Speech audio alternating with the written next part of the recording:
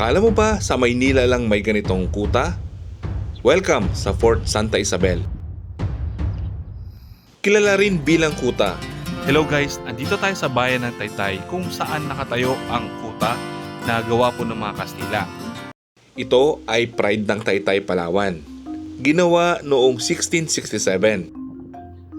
Ayon po sa mga kwento, itong mismong nasa harapan natin ay bahay ng dating gobernador.